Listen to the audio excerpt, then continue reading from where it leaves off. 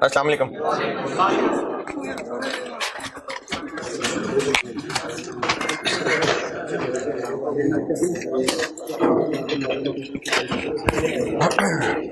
दुरूद शरीफ पढ़ो।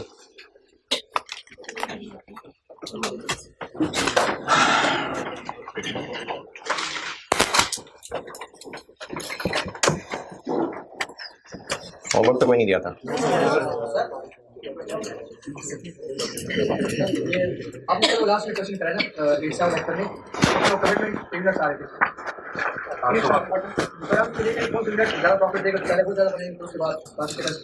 कंट्रीब्यूशन ज़्यादा दे रहा। हाँ, जब हम कमिटमेंट को देखते हैं तो कल वो एक वीक जो है उसमें प्रॉफिट कम से कम था, लेकिन कमिटमेंट पहले वो थी, पहले वो बनाया, फिर उसमें वो बात एग्जिस्ट नहीं है कि जो प्रॉफिट है फिर हम कमिटमेंट को देखेंगे कि लॉस में कुछ चीज़ हो तो पहले कमिटमेंट वाले को बनाएंगे, उसके बाद बाकी। हाँ तो ऐसे ही है, पहले तो कमिटमेंट पूरी करनी पड़ेगी ना। जिसमें ज़्यादा प्रॉफिट बच रहा है पहले वो बनाएंगे। जब हमने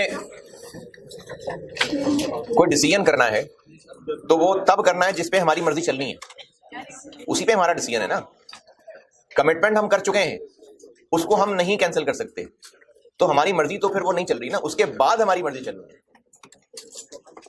हम लोगों ने अगर हम प्रोडक्ट की रैंकिंग कर रहे हैं और रैंकिंग के मुताबिक जिसका नंबर 1 आएगा उसको पहले बनाएंगे, तो ये हम तभी कर रहे हैं ना अगर हमारी मर्जी चलनी है, हमारा डिसीजन चलना है। तो अगर कोई कमिटमेंट कर ली हुई है तो फिर पहले वो कमिटमेंट पूरी करनी पड़ेगी, उसके बाद मर्जी की बात आएगी। जो हो गया सो हो गया, अब से ऑनवर्ड हम जो बेहतर कर सकते हैं वो एक्शन लेने लगे। तो कमिटमेंट कर ली, हो गई गलती, कर ली कमिटमेंट, अब वहां से आगे देखना है कि अब हमारे पास और क्या हाल है, क्योंकि कमिटमेंट को तो नहीं बदल सकते ना, वो तो पूरी करनी पड़ेगी, उसके बाद फिर देखेंगे क्या बेस्ट है। हाँ जी,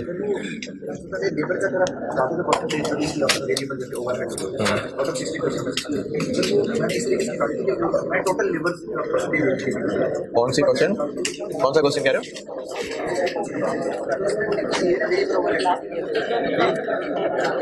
एनटीआर वाला ऑटम 17। हाँ ऑटम 7।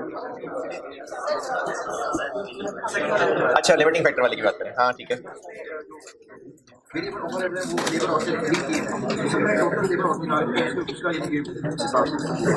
हम लोग पर यूनिट कंट्रीब्यूशन निकाल रहे हैं, तो टोटल लेबर पे जाके क्या करना था?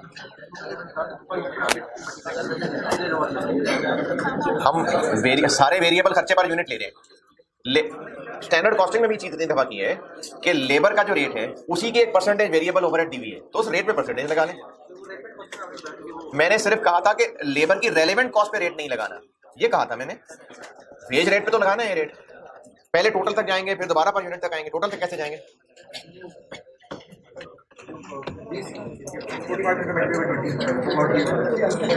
अच्छा, फिर वापस पर यूनिट तक कैसे आएंगे?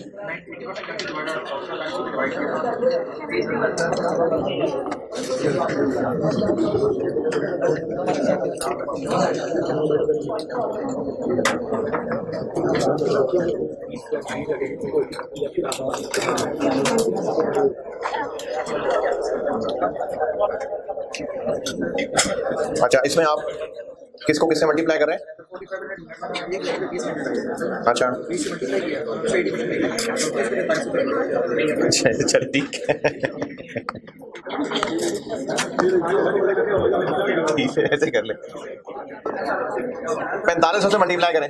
नहीं, आपने 20 घंटों को, अच्छा 20 घंटे को 20 आवर्स, अच्छा ठीक है। ऑटम 11 क्वेश्चन नंबर 5 पढ़ लें, करता हूं बोर्ड पे।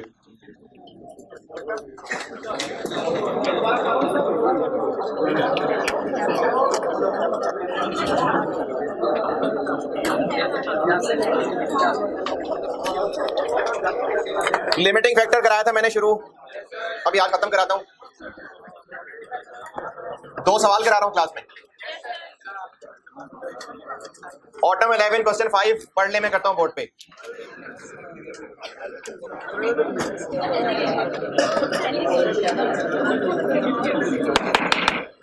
मैंने कहा है ऑटम 11 क्वेश्चन 5 पढ़ लें।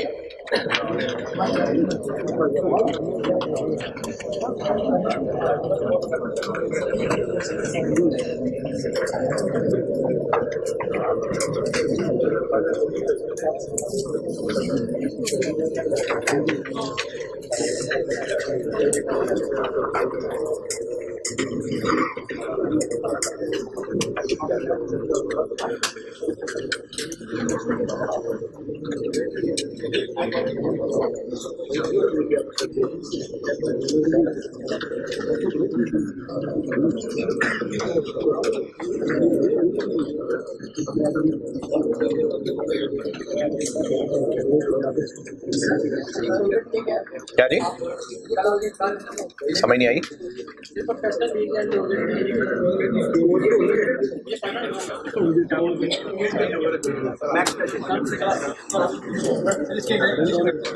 कोई बात नहीं यार, हमारी को मादरी जबान थोड़ी है। और तो इसमें क्या शर्मिंदगी वाली बात है अगर इंग्लिश नहीं आती पढ़ने? क्या वो अंग्रेज शर्मिंदा होते हैं, उनको उर्दू नहीं आती? मतलब नहीं आती इंग्लिश तो क्या है?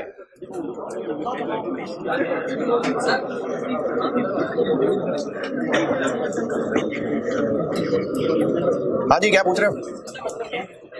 कॉलेजिएट प्ले ये वो कॉलेज लेवल पे होते होंगे ना?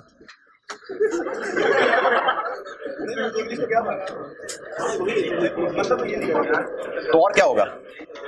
नहीं और क्या होगा बताओ फिर? बस पढ़ लो किसी तरह सवाल।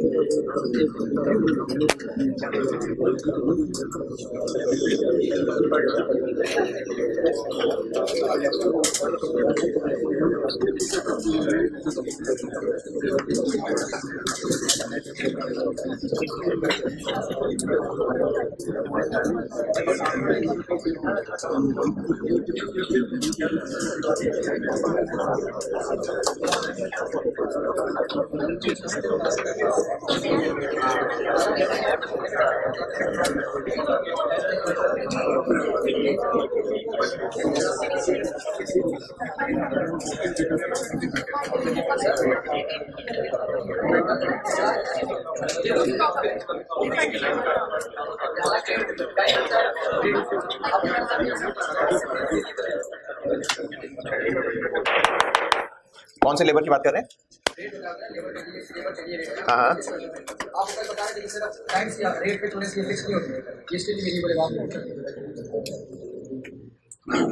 कल जो पिछली क्लास में जो सवाल हो रहा था उसमें एक लाइन लिखी हुई थी कि वर्कर की एवरेज जो मंथली वेज है वो इतनी है और उसका पर आवर रेट इतना है। मैंने ये कहा था कि हर महीने कोई चीज़ बराबर होने से वो फिक्स्ड नहीं हो जाती। अगर एक बिजनेस हर महीने बराबर सेल्स करता है तो वो फिक्स चीज़ हो गई। अगर हर महीने बराबर सेल हो रही है, हर महीने बराबर प्रोडक्शन हो रही है, तो डायरेक्ट मटेरियल कॉस्ट हर महीने की बराबर होगी, डायरेक्ट लेबर कॉस्ट हर महीने की बराबर होगी, तो उससे क्या वो फिक्स कॉस्ट हो जाएगी? मैंने आपको बताया है ना कि सवालों के नॉर्म्स हैं इस तरह से, उसने बड़ी दफा पूछा है, कहा तो था आपको। मंथली अगर फिक्स्ड हो ना तो वो सैलरी होती है, फिर उसका रेट पर आवर नहीं होता, फिर वो सैलरी होती है। फिर पर आवर का रेट तय क्यों करना है? जब एक एम्प्लॉय को मंथली सैलरी एग्री कर ली तो पर आवर रेट थोड़ी तय करेंगे उससे, तो पर आवर रेट एक हिंट था।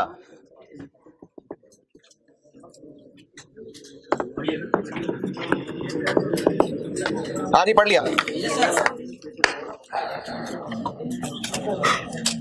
सवाल की रिक्वायरमेंट से पता चल रहा है कि इस चैप्टर का सवाल है या अभी करा रहा हूं तो इसी का ही होगा। अभी करा रहा हूं, किसी का ही होगा। रिक्वायरमेंट से पता चल रहा है कि optimum production plan, limiting factor क्या है? Material, leather. तो ऑप्टिमम प्लान बना के और फिर उस पर net profit for the year भी निकालना है। रैंकिंग कर लेते हैं पहले। फुटबॉल है, बास्केटबॉल,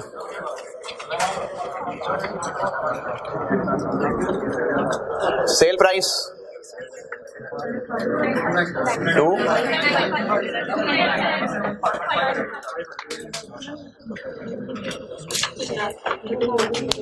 और क्या है? कॉस्ट ऑफ लेदर, ये ₹38 क्या है? ₹38 पर यूनिट है। अच्छा, लेदर की क्वांटिटी किस में है? स्क्वायर फीट में। तो ये 38 क्या है? रुपीस पर बॉल है या रुपीस पर स्क्वायर फीट है? पर बॉल है। पहले टेबल से ऊपर वाली line, for the manufacture of each unit. इस सवाल में जो प्रोडक्ट की क्वांटिटी है वो यूनिट्स कह के चलाई है, और जो मटेरियल की क्वांटिटी है यानी लेदर की, वो स्क्वायर फीट कह के चलाई हुई है। तो ये 38 पर स्क्वायर फीट नहीं है, पर यूनिट है, पर बॉल है। ये लिखा हुआ है, बात पहले टेबल के ऊपर लिखी हुई है, मैन्युफैक्चर ऑफ ईच यूनिट। तो हाँ ठीक है, ये चाहिए था हमें। मटेरियल 38 है, 238, 255। लेबर आर दिए हुए हैं, और उसी के नीचे एक लाइन में 50 रुपए पर आर कहा हुआ है। तो 50 रुपए को जो आर दिए उनसे मल्टीप्लाई कर दें जी। 100, 50, 75। वेरिएबल ओवरहेड्स 65% इसका इसी का 65%।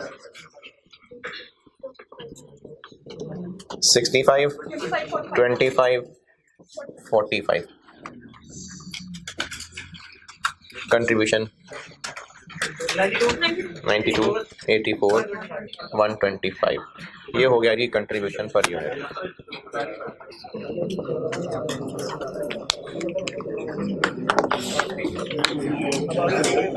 फिगर्स गिवन है, सिंपल, बस इसी पे रैंकिंग हो जाएगी। ऑटम 16 क्या? वो 14 क्या था? फिर देखो,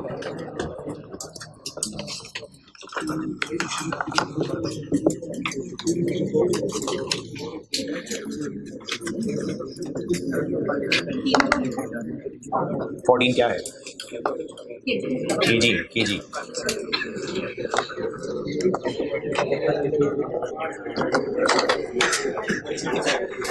लिमिटिंग फैक्टर क्या है? लेदर। तो लेदर पर यूनिट करें कैलकुलेट, ये लाइन करें कैलकुलेट, खामोशी से सब कर ले पहले। लेदर पर यूनिट करिए कैलकुलेट।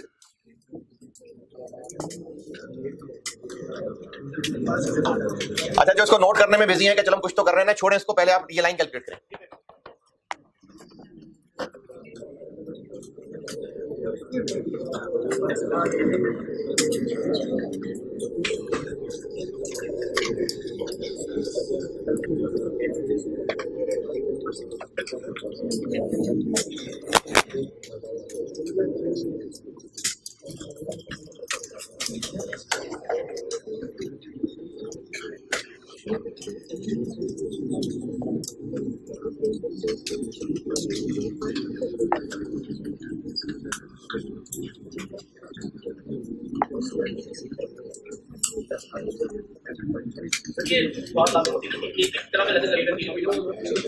नहीं, अलग अलग है, अलग अलग तरह का है, लिखा हुआ है अलग अलग, रेट ही अलग अलग दिया हुआ, क्योंकि उसने कहा टोटल लेदर इतना आ सकता है। क्या percentage? Square feet per unit मैंने कहा है। लेदर की क्वांटिटी किसमें मेजर्ड है?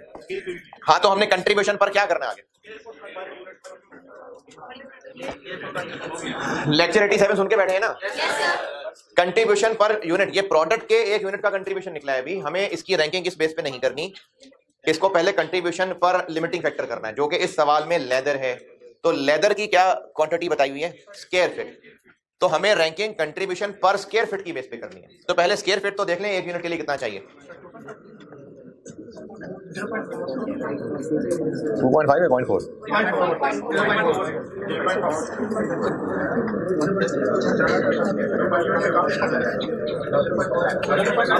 पर यूनिट पे कम है, क्यों?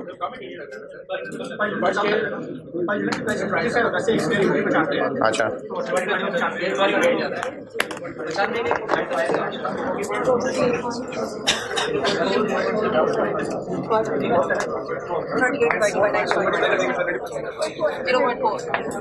38 डिवाइडेड बाय 95, 98 या 98 डिवाइडेड बाय 38, 95 है।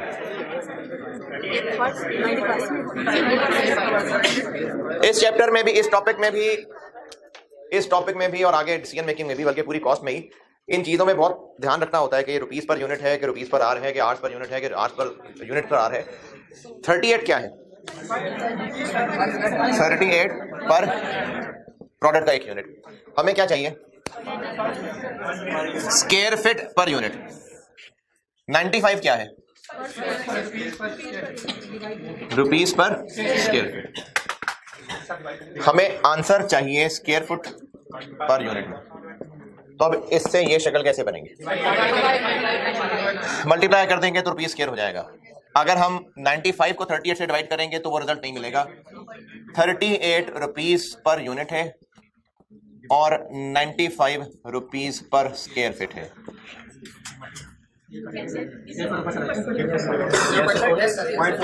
तो 95 को 38 से नहीं डिवाइड करना, 38 को 95 से डिवाइड करना।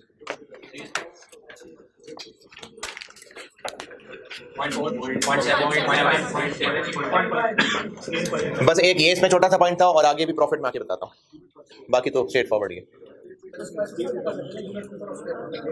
क्या क्या क्या?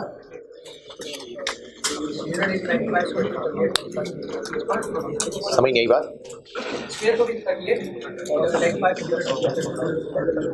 फिर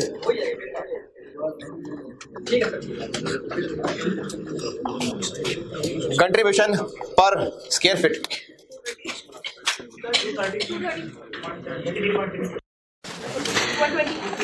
230।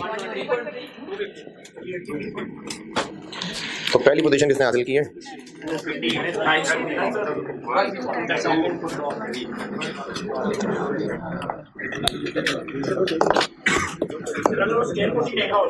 क्या बात?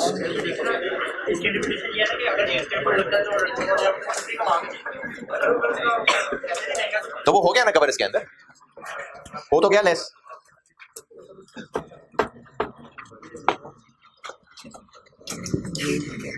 रैंकिंग हो गई, अब बनेगा प्लान, ऑप्टिमम प्लान। प्रोडक्ट है, यूनिट्स हैं और लेदर है,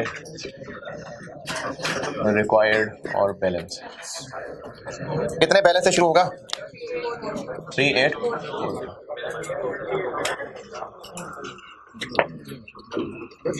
कमिटमेंट है कोई? बिल्कुल है कमिटमेंट। अच्छा, अभी मैं उस पेनल्टी को इग्नोर कर रहा हूं, पहले एक बार सवाल पूरा सामने सॉल्व कर दूं आपके पास, फिर बताता हूं 4 लाख का क्या करना है। क्या क्या कमिटमेंट है? क्या है? 800 क्या है? फुटबॉल। कितने घंटे, कितने स्क्वायर फीट लग जाएंगे इसमें? 320। बास्केटबॉल कितने? 300। और रग्बी 200। तो स्क्वायर फीट रह जाएगा बाकी।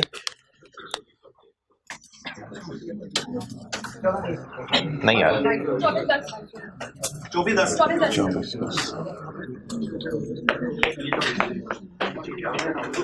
फिर रैंकिंग के मुताबिक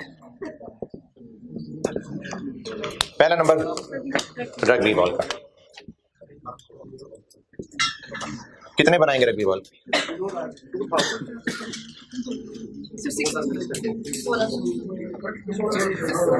पिछला जब ऑटम 16 कर रहे थे क्लास में सवाल आप लोग, या घरों में, तो मैंने कहा था कि कमिटमेंट इस टोटल डिमांड के अंदर शामिल है या नहीं शामिल है, इसका हिंट मिलेगा।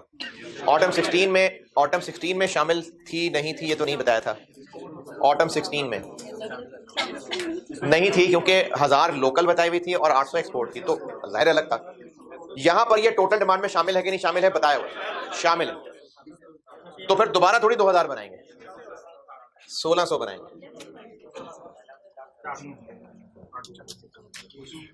रग्बी बॉल का नंबर 1 है, तो रग्बी बॉल की टोटल डिमांड 2000 है, 400 तो ये हो गए, तो बाकी 1600 रह गए, 800 16 10।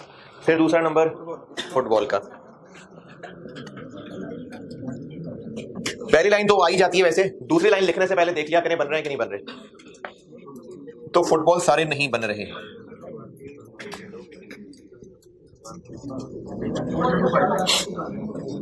फोर 025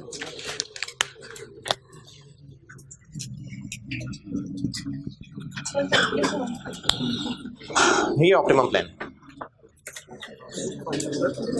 पिछले जितने भी सवाल हुए छोटे हमेशा जो इनका भी फैक्टर नहीं, ये ज्यादा ही है। ये तो देखे ना, अगर ये चीज 1 यूनिट में 1 से बड़ा नंबर लग रहा है तो आंसर इससे छोटा आएगा, अगर ये 1 से कम नंबर लग रहा है तो आंसर बढ़ जाएगा। इसके लिए एक पूरा स्क्वायर फीट नहीं लग रहा है, तो जब आप इसको कंट्रीब्यूशन पर पूरा स्क्वायर फीट करेंगे तो ज्यादा ही आंसर आएगा ना। जैसे ये लेट्स से ये है, जैसे ये आधा स्क्वायर फीट इतना कमा देता है, तो पूरा स्क्वायर फीट तो ज्यादा ही कमा के देगा ना। ऑप्टिमम प्लान, कोई मुश्किल परेशानी तकलीफ, आसान है,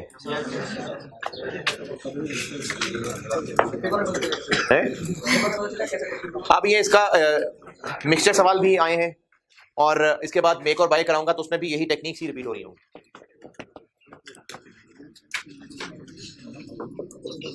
आज का फिर ऑफिशियल होमवर्क वो है जो मैंने आपको स्प्रिंग 11 दिया था, उसमें अगर लेबर आपसे हो गया ना, बस मुझे भाई लेबर ही चाहिए था, आप लेबर ही कर लेंगे तो वो काफी है। मटेरियल उसके अंदर उतना अच्छा नहीं है और फिक्स्ड ओवरहेड तो इंतहाई बेकार है, तो मेनली मुझे उसमें आपसे लेबर और वेरिएबल ओवरहेड ही रिक्वायर्ड है।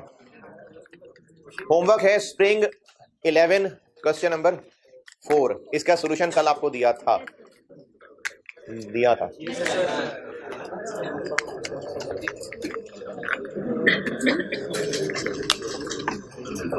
अच्छा, होमवर्क वाले के बारे में एक बात अभी जाइएगा याद, मैं इसको पूरा कर लूं फिर बताता हूँ। ऑप्टिमम प्लान डन, रिक्वायर्ड क्या है?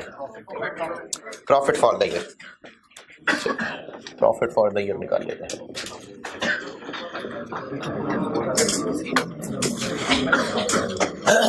तो कंट्रीब्यूशन पर यूनिट तो निकाली हुई है, टोटल कंट्रीब्यूशन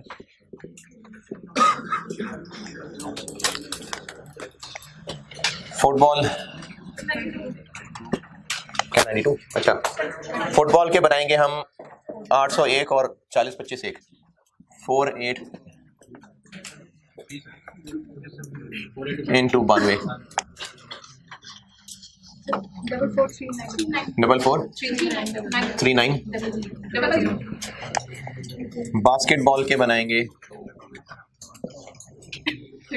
बस यही 1300 इंटू 84 109200 और रग्बी बॉल के बनाएंगे 2000 पूरे 125 2.5 लाख। बस ये प्रॉफिट आ गया।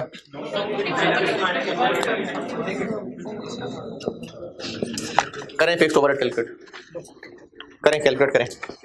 नोट तो करना आपको आता ही है, कैलकुलेट करें।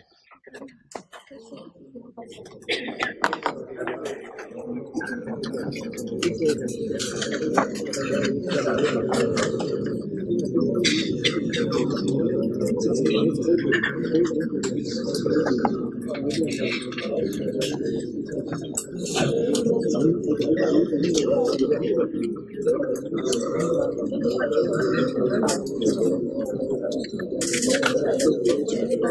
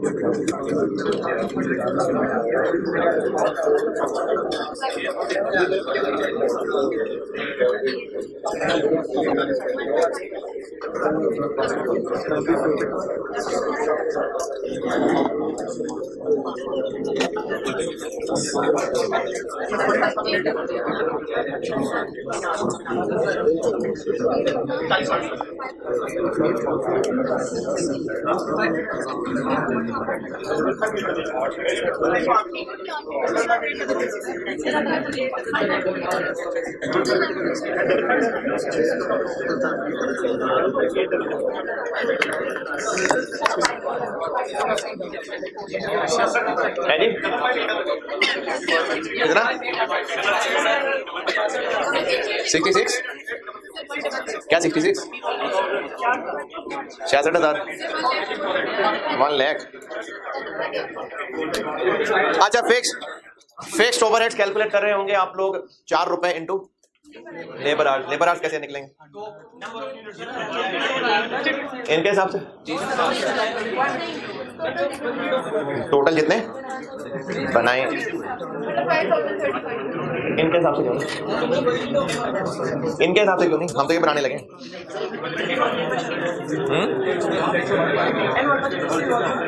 क्यों?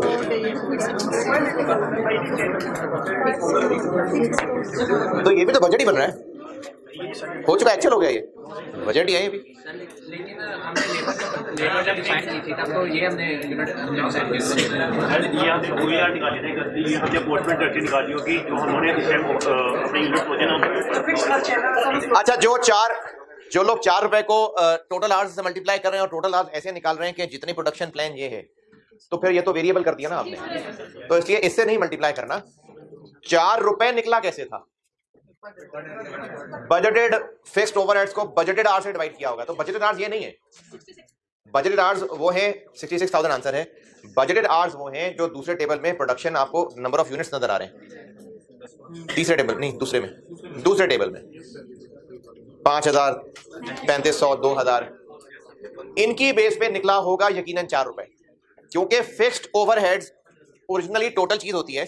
तो 4 रुपए अगर बनाया है तो किसी तरीके से बनाया होगा, तो 4 रुपए बनाया ऐसे होगा कि बजटेड फिक्स्ड ओवरहेड्स को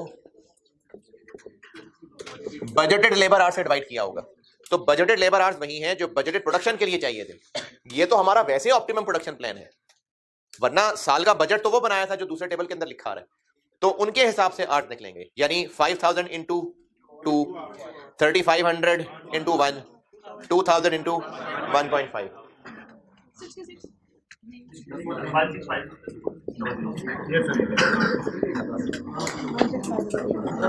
5,000 इंटू 2 घंटे, 3,500 इंटू 1 घंटा और 2,000 इंटू 1.5 घंटा, 16,500।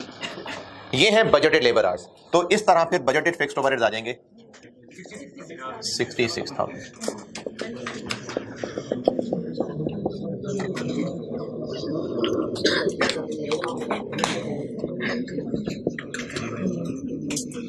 तो प्रॉफिट आ जाएगा 7,310।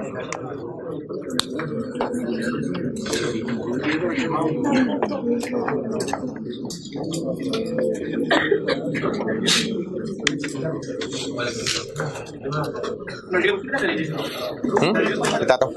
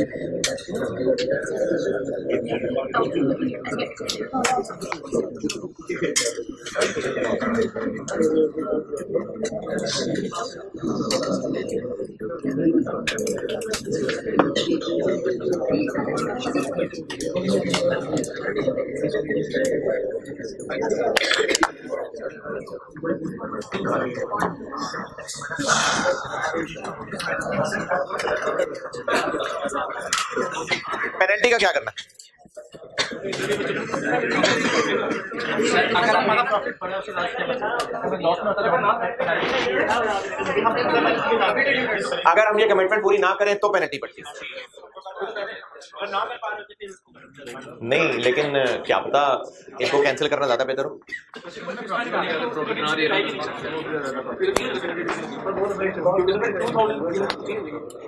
इस पेनल्टी का क्या करें? पेनल्टी के ना असल में इस अमाउंट है बहुत ज्यादा, तो जबानी ही पता लग गया, लेकिन असल में इसका तरीका ये होना चाहिए था कि एक बार प्लान ये बन गया, इस पे ये प्रॉफिट निकल आया, अब हम एक और प्लान बनाते हैं कि अगर कमिटमेंट को लिफ्ट ना कराएं तो फिर ये प्लान कैसे बनता? प्योरली रैंकिंग के मुताबिक। फिर उस रैंकिंग के मुताबिक बने हुए प्लान का कंट्रीब्यूशन निकालते, प्रॉफिट निकालते और उसमें 4 लाख पेनल्टी डालते। अब कैसे फैसला होता? दोनों के प्रॉफिट को कंपेयर करके।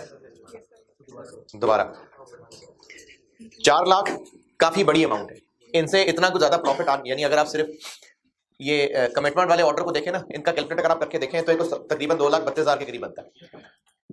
इन ऑर्डर्स को पूरा करके बिजनेस तकरीबन को 2,32,000 कमा रहा है तकरीबन कंट्रीब्यूशन, तो 4 लाख की बहुत है पेनल्टी, तो हम यकीनन पेनल्टी अवॉइड करना चाहेंगे, तो हम कमिटमेंट नहीं तोड़ना चाहेंगे।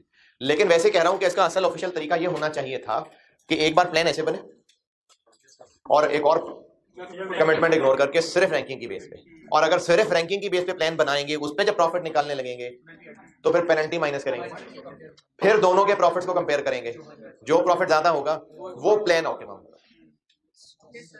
ऐसे इस सवाल का आंसर होना चाहिए था, लेकिन चूंकि 4 लाख नजर आ रहा है बहुत ज्यादा है, तो एक लाइन वैसे नीचे लिख देंगे कि चूंकि पेनल्टी के अमाउंट बहुत ज्यादा है तो हम कमिटमेंट को ऑनर करेंगे। नहीं, जुमला लिख देंगे आप, ठीक है।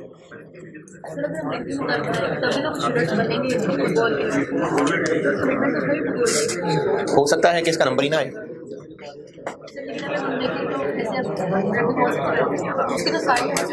नहीं, जैसे मिसाल के तौर पे हो सकता है कि बास्केटबॉल के 1300 बन ही ना सके, बास्केटबॉल की नंबरिंग आखिरी आई है ना, पता नहीं ना कि कितनी पेनल्टी किसकी है। हाँ, कर सकते थे। Autumn 11 done. चले लिमिटिंग फैक्टर का एक और सवाल कराता हूं बोर्ड पे। स्प्रिंग 14 पे आ जाए। अच्छा, नए सवालों में ये अब जैसे स्प्रिंग 14 पुराना है, ये पुराना है, तो क्या नए सवालों में है? नहीं है, मेक और बाय की शक्ल में भी है, और एक जो कल का होमवर्क दूंगा उसमें वो रेलेवेंट कॉस्टिंग के साथ मिक्स है जी।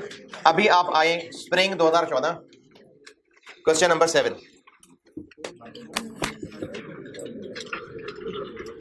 अभी क्लास में करने लगा हूं स्प्रिंग 2014 क्वेश्चन नंबर 7 साइंटिफिक। हाँ जी,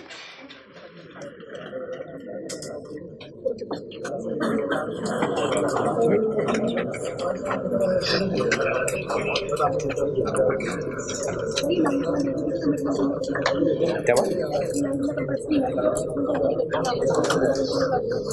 हाँ, बिल्कुल ऐसे ही है, लेकिन अगर पेनल्टी थोड़ी सी होती है, और पेनल्टी लिखने का मतलब ये कमिटमेंट से निकलना चाहे तो निकल सकते हैं। अगर पेनल्टी ना लिखी होती तो इसका मतलब कमिटमेंट से तो निकल ही नहीं सकते, पेनल्टी लिखी है इसका मतलब निकलने की ऑप्शन है।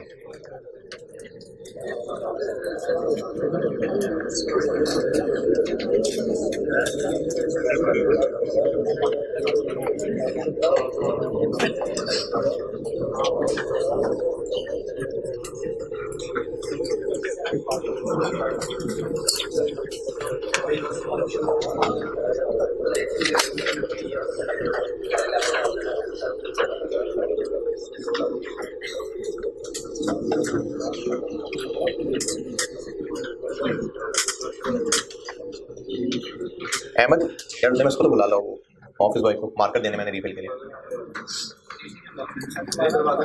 है ऑन रहे। खैर ठीक है, कॉल देना।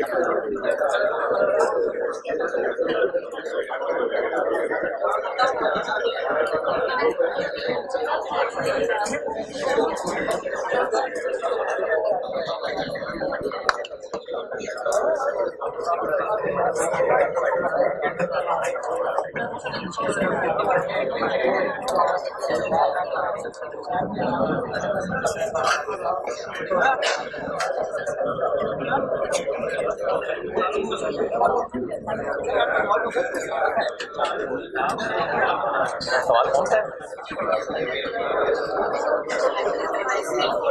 Spring 14 question number 7।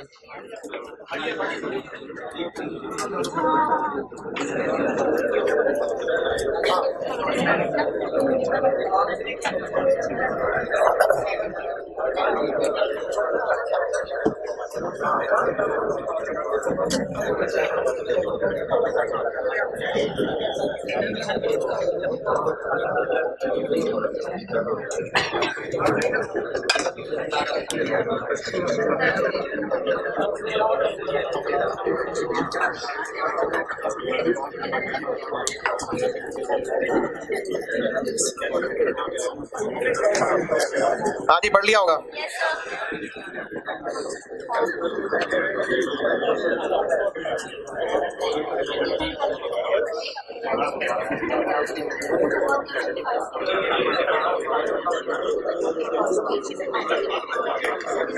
शुक्रिया। Required determine optimal production plan. तो इसी टॉपिक का सवाल है। दो प्रोडक्ट्स हैं C31 और D32 और दोनों की दो सेल्स हैं। लोकल सेल्स की प्राइस अलग है और प्राइस अलग है तो कंट्रीब्यूशन भी अलग होगा। और एक्सपोर्ट सेल की प्राइस अलग है, प्राइस अलग है तो कंट्रीब्यूशन भी अलग होगा। तो रैंकिंग फिर हमें कैसे करनी पड़ेगी? तो लोकल एक्सपोर्ट का अलग अलग, एक्सपोर्ट क्या रिक्वायरमेंट अगर पूरी नहीं पढ़ेंगे तो इंफॉर्मेशन तो नहीं मिलेगी। रिक्वायरमेंट में लिखा हुआ है कि एक्सपोर्ट को हम मना नहीं कर सकते, तो फिर ये कमिटमेंट है। और जब हम प्रोडक्ट्स की रैंकिंग करते हैं तो रैंकिंग इसलिए करते हैं कि रैंकिंग के मुताबिक जो हमें ठीक लगेगा बनाएंगे। तो एक्सपोर्ट तो हम रोक ही नहीं सकते तो जब वो एक्सपोर्ट करनी ही करनी है तो फिर उसकी रैंकिंग की भी जरूरत नहीं है। हाँ, अगर ये कमिटमेंट वाला मसला ना होता तो हम यहाँ पर 4 प्रोडक्ट्स की रैंकिंग करते हैं। C31 लोकल अलग, C31 एक्सपोर्ट अलग, क्योंकि दोनों की कंट्रीब्यूशन अलग अलग है। तो अब ये 4 प्रोडक्ट्स होते हैं रैंकिंग वाले। अभी 2 इसलिए हैं क्योंकि एक्सपोर्ट करनी ही करनी है। अच्छा, इसको ये नॉर्मल सवाल नहीं है, एक्चुअली डबल सवाल है, ये डबल एक सवाल है। अच्छा, डबल क्यों है? The company is faced with the under mentioned constraints and में एक मटेरियल बी है जिसकी सप्लाई रिस्ट्रिक्टेड है और एक स्किल्ड वर्कर्स हैं जिनकी सप्लाई रिस्ट्रिक्टेड है। लेक्चर पिछले के आखिर में आखिरी 5-10 मिनट में एक सवाल कराया था, है लैपटॉप बंद करने के बाद फिर दोबारा खोल लिया। तो बज़ाहिर 2 उसमें फैक्टर्स रिस्ट्रिक्टेड थे, लेकिन कैसे पता चलेगा कि दोनों ही हैं या शोशा है और धोखा? तो इसमें भी हमें इन दोनों को पहले चेक करना पड़ेगा। आपके लेवल पे मल्टीपल लिमिटिंग फैक्टर नहीं है सिलेबस में, सिंगल लिमिटिंग है। Question 7 spring 14। पहले हमें चेक करना पड़ेगा कि लिमिटिंग इनमें से कौन सा है। क्या हो गया?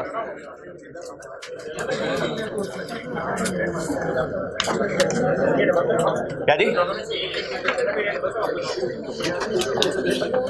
अरे दोनों हुए है? मैंने कहा सिलेबस में नहीं है। अच्छा चले, इसको मैं सॉल्व कर लो फिर बताता हूँ। मटेरियल बी चेक करते हैं। मटेरियल बी चाहिए कितना? ऑप्टिमम प्रोडक्शन प्लान का सवाल है, ये पहचाना गया। तो इसके 2 ही टेबल बनते हैं, हम रैंकिंग करते हैं और उसके बाद प्लान बनाते हैं। ये क्या कर रहा हूं फिर मैं?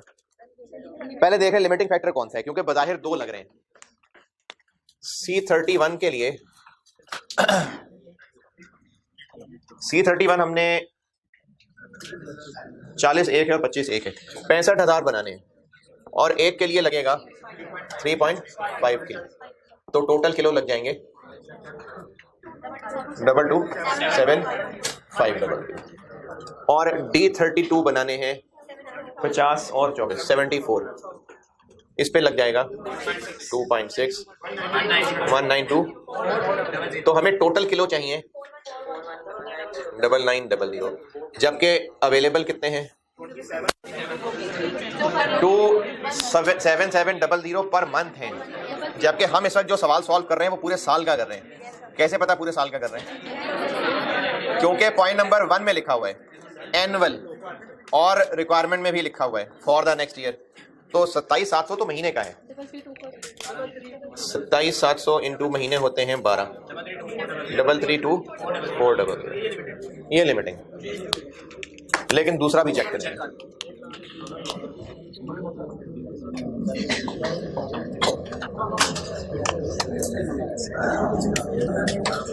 चाहिए कितने? C31 के बनेंगे 65,000 यूनिट्स और एक के लिए घंटे लगते हैं 2.416 और D32 के बनेंगे 74,000 यूनिट्स और एक पे लगते हैं घंटे 2 148। टोटल चाहिए 304। अवेलेबल कितने हैं?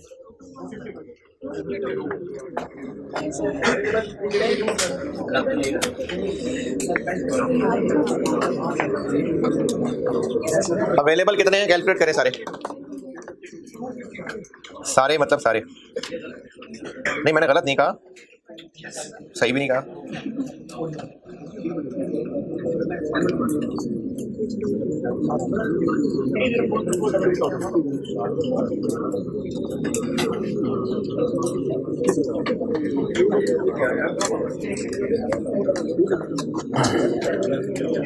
250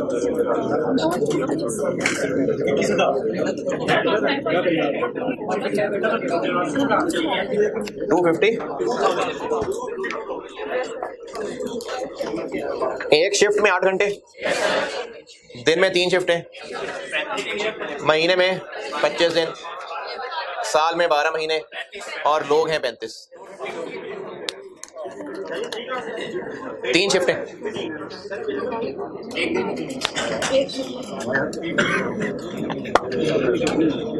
थर्टी 35 वर्कर्स हैं जो कि हर शिफ्ट के लिए 35 लोग अवेलेबल हैं, और 8 घंटे की शिफ्ट है जो कि 25 दिन ऑन 3 शिफ्ट बेसिस काम होगा। 25 days in a month 3 shift basis पे काम होगा, यानी रोज 3 शिफ्ट। तो ये हो गए अवेलेबल 252, ये भी लिमिटिंग। अब ये तो हो गए 2 लिमिटिंग। अच्छा, अब है तो ये आपके स्कोप का सवाल।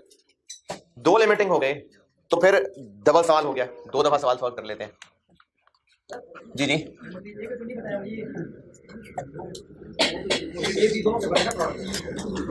नहीं, जिसका नहीं मसला को बताया तो नहीं है ना मसला। मसला सिर्फ बी का है तो बी का है, बस ए का नहीं है मसला है। किसको?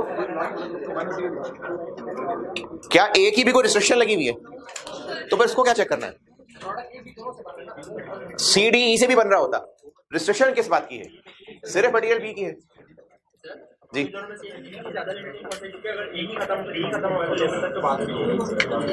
बहुत जल्दी हो गई बात, अभी चलते हैं आगे, चलते हैं, देखते हैं आगे।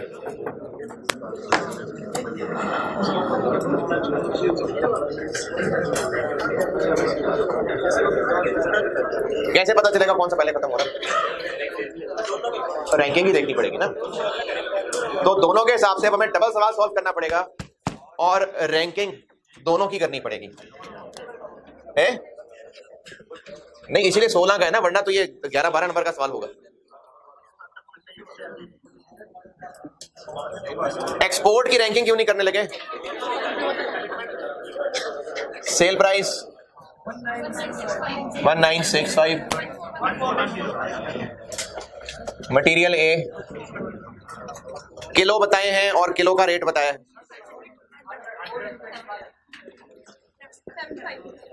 मटेरियल बी किलो बताया है, किलो का रेट बताया है। 1 स्किल्ड लेबर आवर्स बताए हैं और रेट बताया है। सेमी स्किल्ड आवर्स बताए हैं और रेट बताया है। ये भी 6 है। वेरिएबल ओवरहेड्स पता ही पर यूनिट दिए हैं। Contribution per unit,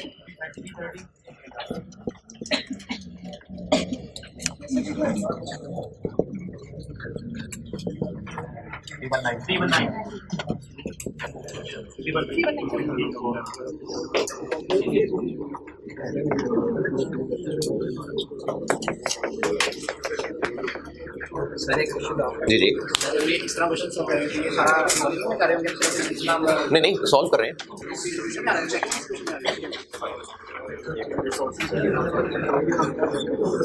limiting factor में अब तक जो किया है वो दोबारा सुन लें। अब तक हम ये कर रहे हैं कि लिमिटिंग फैक्टर कोई एक ही होता है और जितने प्रोडक्ट्स हैं उनकी कंट्रीब्यूशन निकालते हैं और कंट्रीब्यूशन पर यूनिट तक नहीं रुकते, कंट्रीब्यूशन जो लिमिटिंग फैक्टर है उस तक निकालते हैं। अगर लिमिटिंग फैक्टर लेबर आर है तो हम कंट्रीब्यूशन पर आर तक निकालते हैं, उसकी बेस पे रैंकिंग करते हैं और फिर रैंकिंग की बेस पे प्रोडक्ट बनाने शुरू कर देते हैं। और यही है इसके अंदर, यही सेट पैटर्न है इसका, ये ऐसे ही है।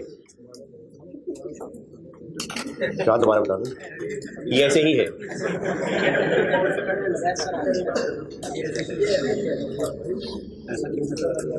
कंट्रीब्यूशन पर यूनिट निकल आया। अब चूंकि इस सवाल में बज़ाहिर दोनों ही लिमिटिंग फैक्टर है तो हमें दोनों की ही रैंकिंग करनी पड़ेगी। मटेरियल बी 1 यूनिट के लिए कितने किलो चाहिए? 3.5 kg। तो कंट्रीब्यूशन पर केजी बन जाएगी 94.29, 122.69। इसकी रैंकिंग के मुताबिक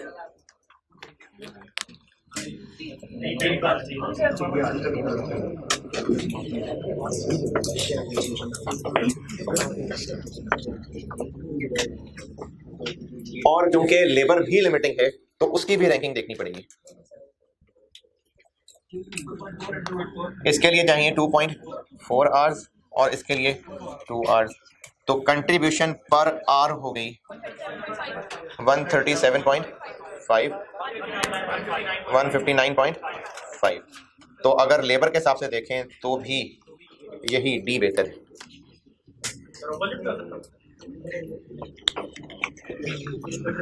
अगर एक से ज्यादा लिमिटिंग फैक्टर हो गए और रैंकिंग भी दोनों के मुताबिक सेम हुई, सेम, तो ये स्टिल सिंगल लिमिटिंग फैक्टर का सवाल है और ये आपके लेवल का सवाल है। अगर रैंकिंग उलट हो जाती तो फिर ये मल्टीपल लिमिटिंग फैक्टर का सवाल होता और इसका आंसर होता लीनियर प्रोग्रामिंग से, जो आपके स्कोप में नहीं है। तो है क्या बात, रैंकिंग उलट से मेरी मुराद ये है कि अगर मटेरियल बी के हिसाब से देखें तो डी बेहतर है, स्किल्ड लेबर के हिसाब से हो सकता है सी बेहतर आ जाता, तो फिर ये रैंकिंग में कंट्राडिक्शन आ जाता। अगर रैंकिंग में कंट्राडिक्शन आ जाता तो फिर ये मल्टीपल लिमिटिंग फैक्टर का सवाल है और वो लीनियर प्रोग्रामिंग है, वो आपके स्कोप पे नहीं है। लेकिन रैंकिंग चूंकि सेम है तो फिर ये सिंगल लिमिटिंग का ही सवाल है, बस डबल सवाल है।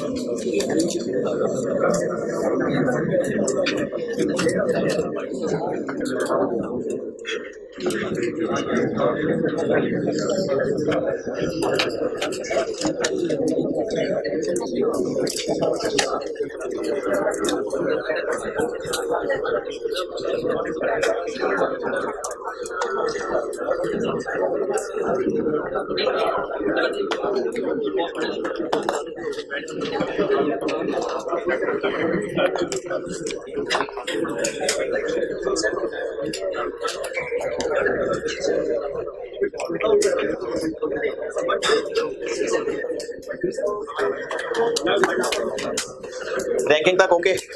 अब ये डबल सवाल इस तरह से है कि हमें दो प्लान बनाने पड़ेंगे।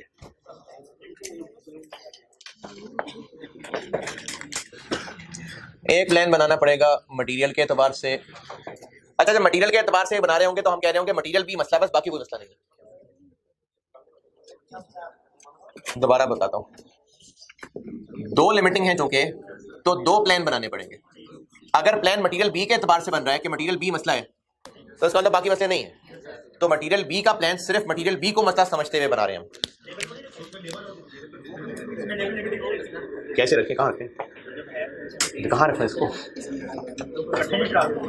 कैसे बताएं? तो मैं वो साथ एक टेबल और बना लूंगा। क्या जी, ऐड कैसे करें? अरे मैं दो टेबल बना रहा हूँ ना, आप मिक्स करके एक ही बना लें, मर्जी है आपकी, बना लें। अरे इस करने तो दे भाई, सवाल पूरा करने ना, मैं एक बार बना लूंगा, आप मिक्स बना लीजिएगा। चाहे स्टार्टिंग पॉइंट क्या है इसका? 332 पहले क्या होगा? पहले कमिटमेंट, जो मर्जी, पहले कमिटमेंट होगी, कमिटमेंट होगी पहले। C31 कितने बनाने? 25,000। इन पे मटेरियल लग जाएगा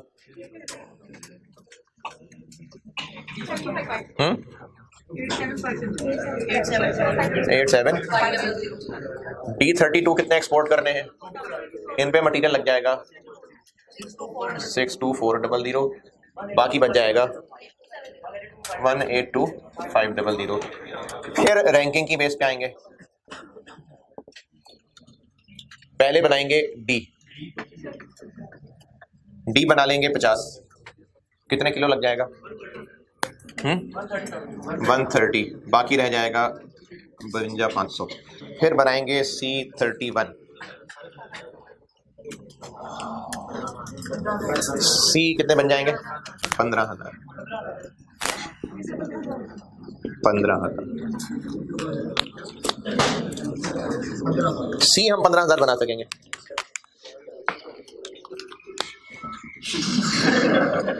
कोई बात नहीं यार, इसमें क्या ऐसी बात है?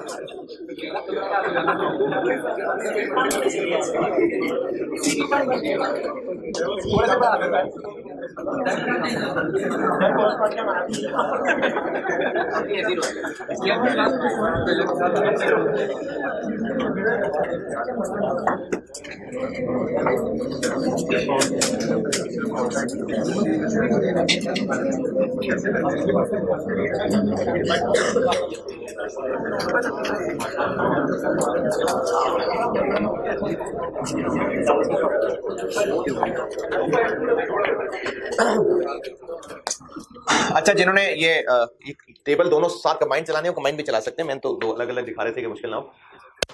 स्टार्ट कितने से होगा ये? 252। पहले कर लेते हैं कमिटमेंट पूरी। सी बना लेंगे 25,000, आर लग जाएंगे इस पे 60,000। फिर डी के बना लेंगे 24, आर लग जाएंगे 48, बाकी रह जाएंगे 144। फिर रैंकिंग के मुताबिक पहले डी बनेगा 50,000, घंटे लग जाएंगे 1 लाख, बाकी रह जाएगा 44।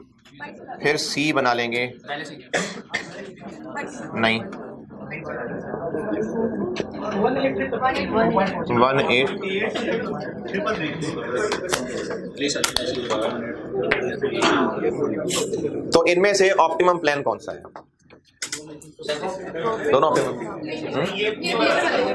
लेबर वाला, हाँ ये एक जज्बाती आंसर है। असल में इनमें से ऑप्टिमम की बात नहीं है, ये पॉसिबल नहीं होगा। देखें, आपके मोबाइल में बैलेंस भी कम है और बैटरी भी कम है, कॉल की हुई है, कॉल बंद हो सकती है चाहे बैलेंस खत्म हो जाए चाहे बैटरी खत्म हो जाए। अगर बैलेंस ही पहले खत्म हो गया तो बैटरी होती रहे, कॉल तो फिर भी बंद हो जाएगी।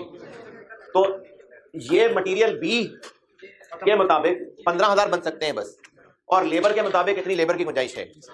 तो अभी 15,000 ही बने होंगे कि मटेरियल खत्म हो जाएगा, तो लेबर होगा सरप्लस। देखें, ये जो प्लान बना है ना, ये है लेबर के मुताबिक इग्नोरिंग अदर थिंग्स, जबकि मटेरियल पहले ही खत्म हो जाएगा तो यहां तक नौबत ही नहीं आएगी, इसलिए ये पॉसिबल ही नहीं होगा। तो जब ये पॉसिबल ही नहीं हो सकेगा तो ये ऑप्टिमम प्लान है, क्योंकि दोनों ही लिमिटिंग है।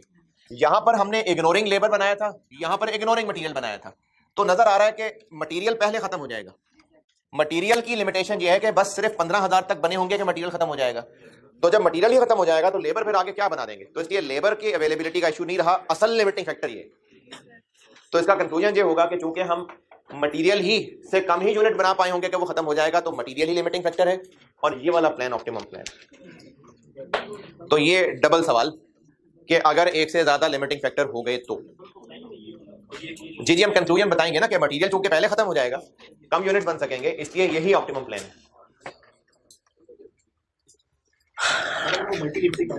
क्या यानी रैंकिंग बदली हुई? वो आपके सिलेबस में नहीं आएगा, वो लीनियर प्रोग्रामिंग। हाँ जी, अब इस सवाल में जो जो पूछना है पूछें।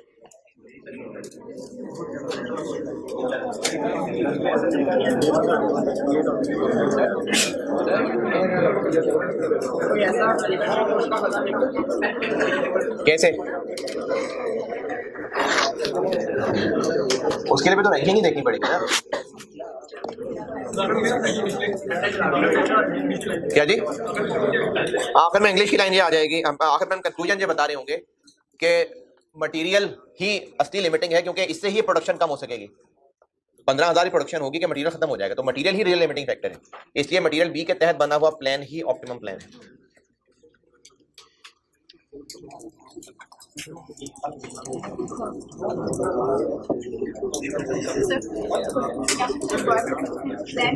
था फॉर नेक्स्ट ईयर का, अगर वो पिछला नेक्स्ट मंथ का और डाटा कीमत है तो उसके लिए हमें वो जो ऊपर एनुअल डाटा दिया उसको पर मंथ कर लेते।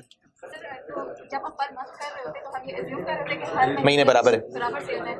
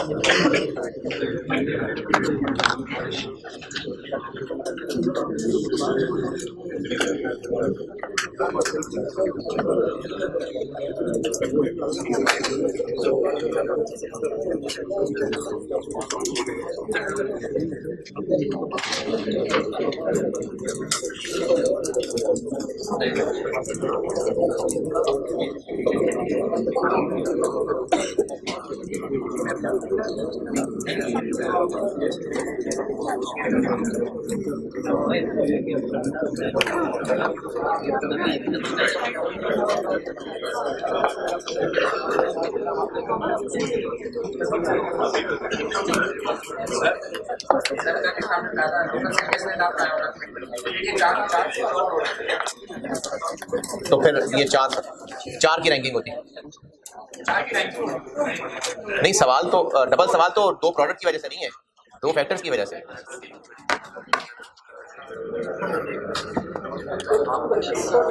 होमवर्क वाले सवाल का एक हिंट सुन लें।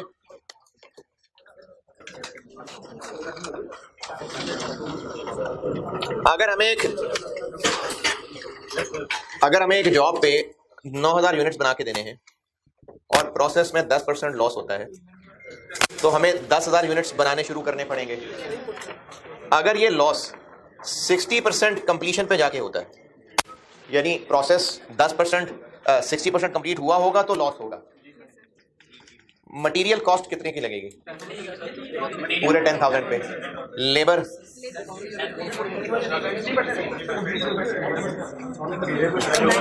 9,000 पे पूरे आवर्स और 1,000 पे 60%। हम जब प्रोसेस कॉस्टिंग पढ़ते थे ना, तब हमें ये इनपुट वाली साइड नहीं निकालनी होती थी, हमें टोटल खर्चा दिया होता था। प्रोसेस कॉस्टिंग में हमें करंट पीरियड कॉस्ट, वो जो मई के महीने की होती थी ना, करंट पीरियड कॉस्ट दी होती थी, हमने उनको लेके बस पर यूनिट बनाना होता था, ईपी वगैरह। डिसीजन मेकिंग में हमें ये खर्चे निकालने होते हैं रेलेवेंट कॉस्टिंग में कि टोटल खर्चा कितना होगा। तो वो जो स्प्रिंग 11 क्वेश्चन 4 होमवर्क दिया आपको, उसका हिंट बता रहा हूँ कि हमने जो प्रोडक्ट बनाना होगा उसके लिए कुछ लॉसेस करने होंगे, लेकिन वो इतने % कंप्लीट होके फिर लॉस होंगे। तो हमें सिर्फ 9,000 यूनिट्स के लिए नहीं लेबर कैलकुलेट करनी, उन 1000 की भी होनी है जो दाया होने। ये इसमें एक पॉइंट है, और इसमें मेनली लेबर ही के लिए मैं सवाल दे रहा हूँ, वरना फिक्स्ड ओवरहेड्स का इसमें बेकार पॉइंट। तो स्प्रिंग 11 क्वेश्चन नंबर 4 ये होमवर्क है आपका। हाँ जी, मैं कर दें। लिमिटिंग फैक्टर खत्म है। बाय प्रोडक्ट मैं एक तीसरा टाइप ऑफ डिसीजन मेक और बाय वो बताऊंगा कल।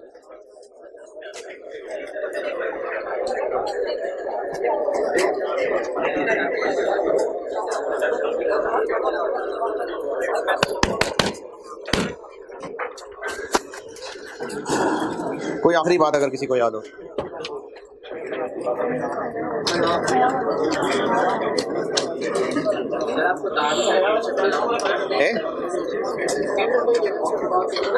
एक औरत रात को काम भी करती है, दिन को रोजा भी रखती है।